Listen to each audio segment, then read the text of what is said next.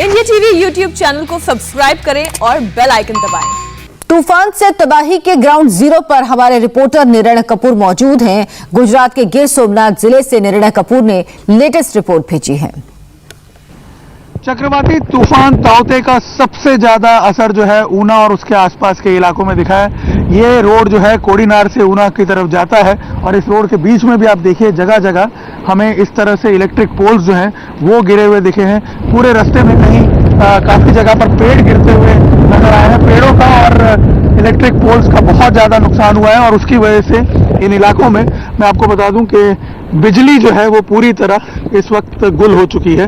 ऊना से कोडीनार के बीच में करीब इन पूरे इलाकों में 58 विलेजेस हैं जिनकी बिजली जो है वो पूरी तरह गुल हो चुकी है और उसका कारण है आप देखिए रास्ते पर टूटी हुई गिरी हुई ये तारें और आगे आप देखें रास्ते में गिरे हुए ये पोल्स और इनको अभी दुरुस्त करने के लिए ऊर्जा विभाग को, बिजली विभाग को काफी मशक्कत करनी पड़ेगी।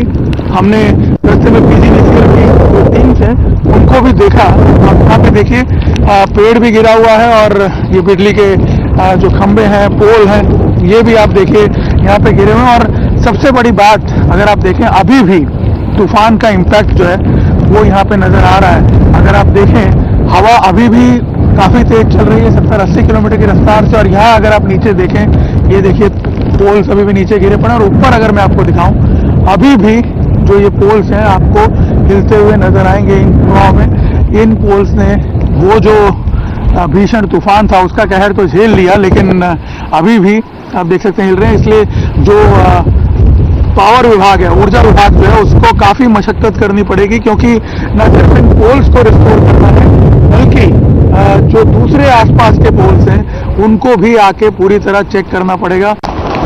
गिर सोमनाथ से तूफान तो होकर के चला गया है, ऊना के पास से तूफान गया और इस वक्त हम ऊना पहुंचने की कोशिश कर रहे हैं लेकिन रास्ते में ही तूफान की तबाही के जो निशान है वो आपको देखने को मिलेंगे। तूफान तो चला गया है, अभी भी हवा यहाँ बहुत तेज चल रही है और आप देख सकते हैं ये जो बिल्डिंग है सामने ये देखिए इसके ऊपर से पूरी छत टूट के और ये जो नीचे है पूरे उसके पतरे जो हैं नीचे यहाँ पे गिर गए हैं। ये प्राची के पास हम हैं इस वक्त कोडीनार वेरावल हाईवे पे और यहाँ पे अगर आप देखेंगे अभी तो ये छत अगर देखें आप ये बिल्डिंग जो है इसकी पूरी छत जो है वो टूट के नीचे गिर गई है।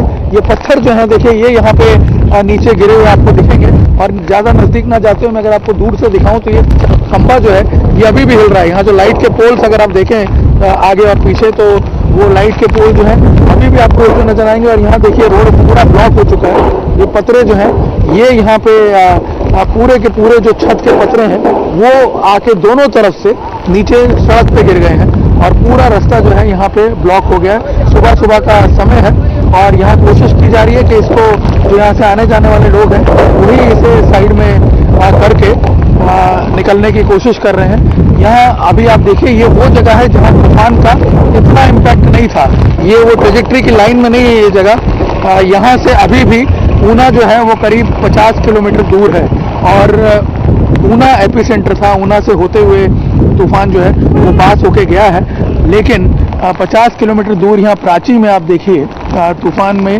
ये बिल्डिंग जो है ये देखिए ऊपर से पूरा इसका जो छत है वो टूट गया। चक्रवाती तूफान ताउते का सबसे ज्यादा असर ऊना तहसील में हुआ है और ऊना तहसील का ये गांव है देतरिया। आप देखिए यहाँ पे किस तरह से तबाही मचाई होगी इस तूफान ने। देखिए बिजली के पोल जो हैं ये गिरे पड़े हैं और पीछे अगर आप देखें गांव में जो मकान तो बच गए हैं लेकिन ऊपर के जो टीन्स हैं, ऊपर के जो छतें हैं वो ज्यादातर मकानों की उड़ गई है। और यहाँ पे अगर मैं आपको दिखाऊं आप देखिए बिजली के तार देखिए किस तरह से पोल टिक नहीं पाए पूरी तरह तूफान के आगे।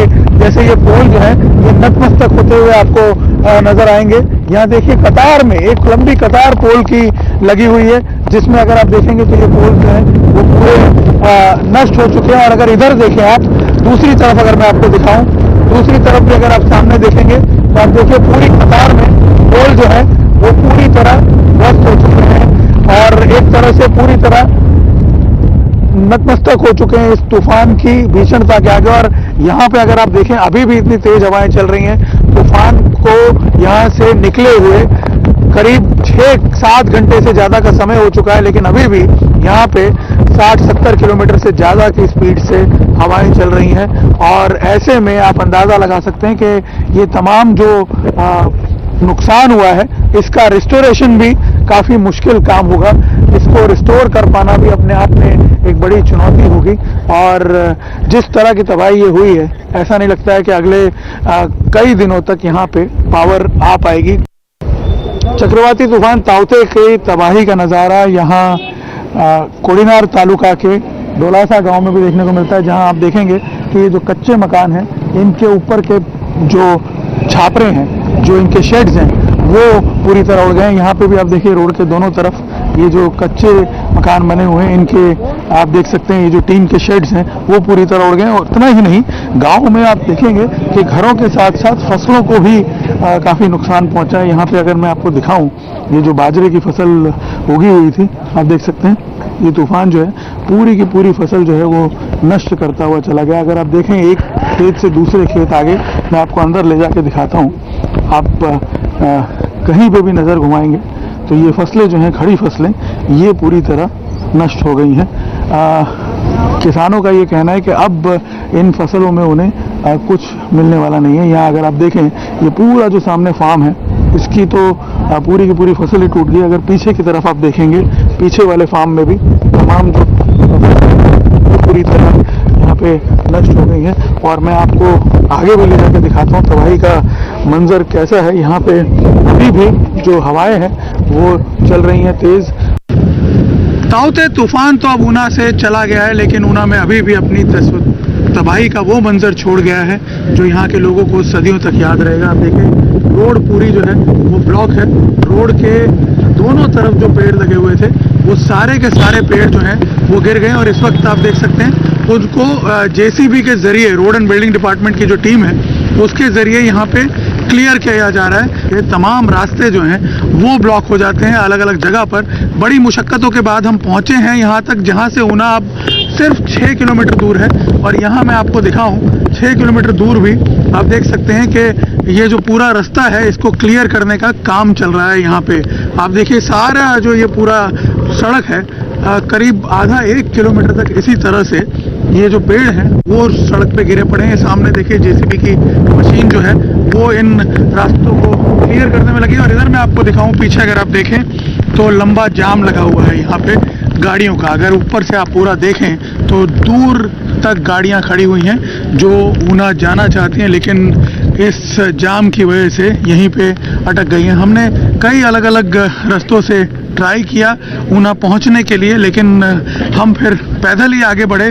और जब पैदल आगे बढ़ते हैं तो यहाँ आकर के हम देख रहे हैं कि अभी भी जो रास्ते हैं वो क्लियर नहीं हुए हैं। रास्ते क्लियर होने का काम चल रहा है। यहाँ पे आगे अगर आप देखें कितना लंबा स्ट्रेच ये जेसीबी मशीन के ज़रिए क्लियर किया जा चुका है, लेकिन अभी भी आगे जो है वो पेड़ों से पूरे रास्ते ब्लॉक हैं। यहाँ पे अगर मैं आपको आगे आके दिखाऊं, आप देखेंगे पूरे रास्ते अभी भी ब्लॉक हैं। ये जेसीबी की मशीन जो है, ये एक मशीन भी कम पड़ रही है इस रास्ते को क्लियर कर पाने में। यहाँ पे अगर आप देखें, पुलिस ने हालांकि चीज़ें जो है उसको आगे कंट्रोल कर रखा है, लेकिन अब देखिए आसपास सारा जो पेड़ हैं वो टूटे पड़े हैं।